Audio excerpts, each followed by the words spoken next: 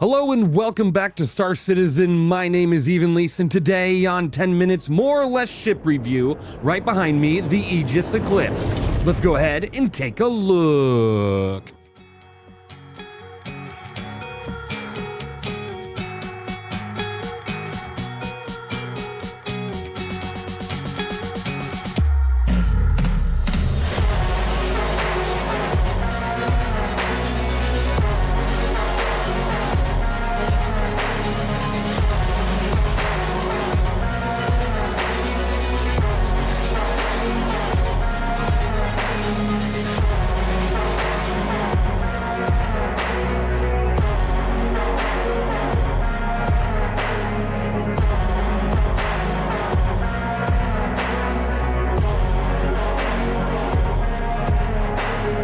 Alright, welcome back to another review. Today, the Aegis Eclipse. We haven't done this one since 4.1, so it has been a little while, and multiple things have changed with this ship. I bet you're wondering just what might have changed, especially if you haven't played in a while. Well, this thing has definitely grown with Star Citizen and the verse around it. Thank you to Seraph Omega and Cypher1 for joining me on today's review of the Aegis Eclipse. This ship is $300, or if you buy it in-game, it's $7,541,100 UEC. Definitely a pretty high price tag, and you're probably wondering why it's so expensive, and that's just because its gameplay has been expanded upon, as well as just how lethal this ship could be. Now, it does have a stock damage per second of 656 damage per second due to the size 2 CF227 Badgers, which it does come with two of them. They do have a 26 alpha damage with a round speed of 1,495 meters a second. The round speed is great. The damage output, the alpha, not so great. If you're going to be attacking anything with these guns, it'll probably be just in self-defense, and it would have to be a target that's pretty small and more than likely will turn around and whoop your butt. So just be very careful about what you attack. Now, this thing does come stocked with 3 size 9 Argos 9 torpedoes.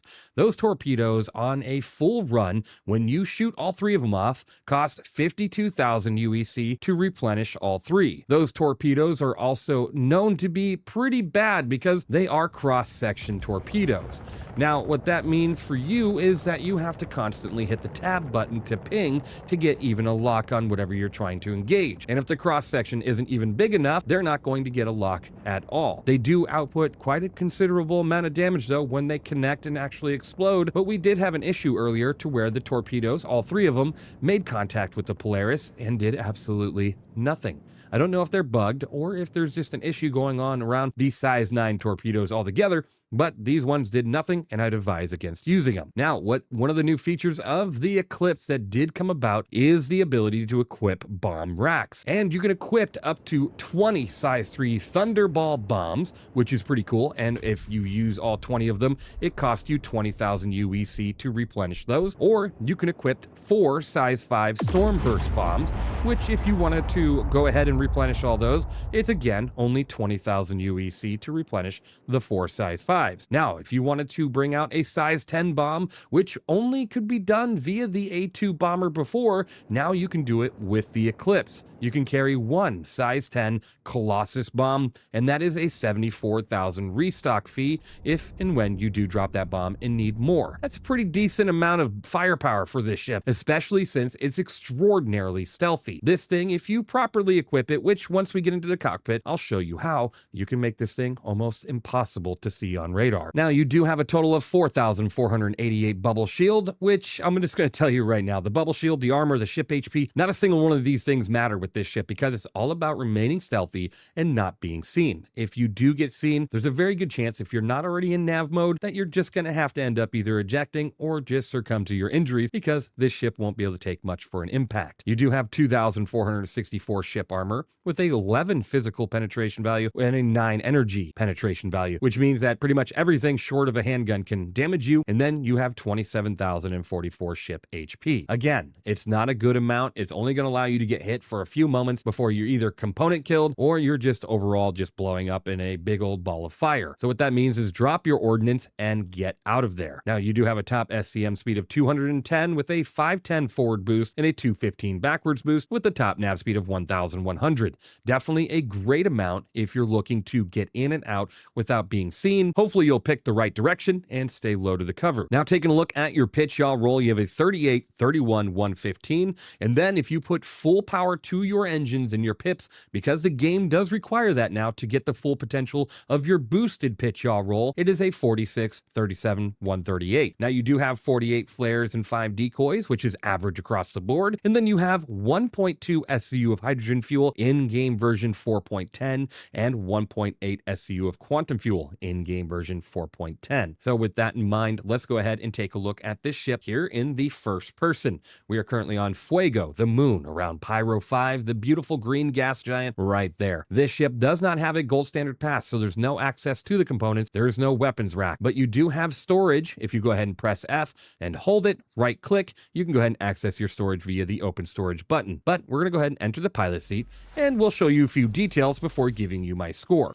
Now, this ship, like I said, you can go ahead and torpedo big ships, you can bomb targets. It has a multitude of use, and the pricing to do so isn't nearly as bad anymore. So what that means is you can go out there and create havoc or end up protecting your site as best as possible. But you have to be careful about your stealth. Taking a look at the cockpit here, it is gorgeous, very beautiful, very military-esque. It looks great. You do have lamp.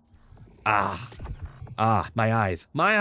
And then you do have 3 MFDs front and center, with 2 of the MFDs no longer working, as well as a nice little area for your bobblehead or your Emoto bot, which is pretty cool. And then you have, of course, your master alert system and your radar right above. Now, to go ahead and stay stealthy, let's go ahead and get this thing online first. We're gonna go ahead and get up in the air. I'm gonna go ahead and put my landing gear up. I'm gonna get into SCM mode. Now you're wondering, how do I become the most stealthy possible bomber out there? You're gonna go ahead and go to your weapons. You're gonna bring that down to 1, bring your engines down to 1, turn off your shields, turn off your life support, bring your radar down to either the smallest amount or just turn it off altogether and turn off one of your coolers. At this point, your detection ability will be under 1 kilometer. Typically anywhere between 200 to 500 meters is the closest somebody will be to see you. Even if they're pinging with cross section, more than likely the frontal cross section on this is under 1 kilometer. So with that in mind, the 4.3 kilometer cross section is only from top or bottom viewing, and so as long as you stay appropriately directionalized with your target, everything should be good to go. Now once you're inside of this bomber, you can go ahead and lock your torpedo on using the middle mouse button to get to your torpedoes, or drop your bombs. Now, when you're looking at the bombing reticle, if you have the bombs attached, the white marker is where you would be setting your bombing target if you were to use the bombing instrument, which you don't really need to do. But to do that, it's left Alt B to do so. At this current time with the server desync and everything, I would not recommend it, and I would just go ahead and free drop your bombs by using the red circle. The red circle is where the bomb will hopefully drop, depending on atmosphere and everything else going on. But if you just pay attention to that, and once you get close enough to your target and that circle stops moving as much, you go ahead and click the fire button and drop your bomb.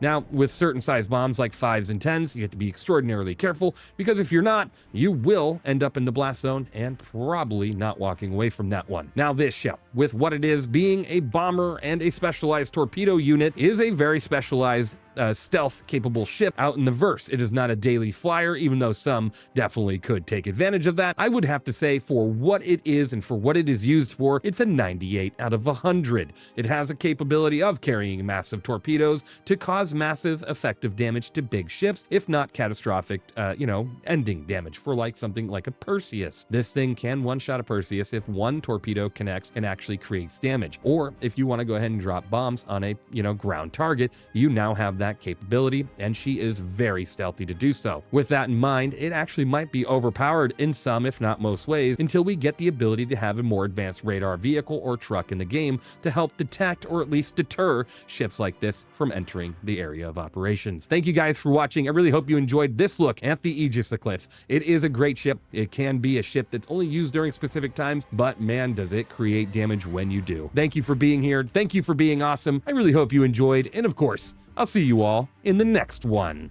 Let me tell you something real quick. When you see me looking around in game, that's not a trick, that's Beam eye tracking doing the work. Its newest version is now in beta and completely removes the need for OpenTrack, giving you seamless integration between the software and the game. It's easy to set up, runs clean, and you can use it with a webcam, iPhone, or Android device. And it's only $30. One program, less overhead, smoother tracking. Grab Beam eye tracking through the link below to support the developer directly and stop running multiple apps when you want to feel more immersed in what you're doing.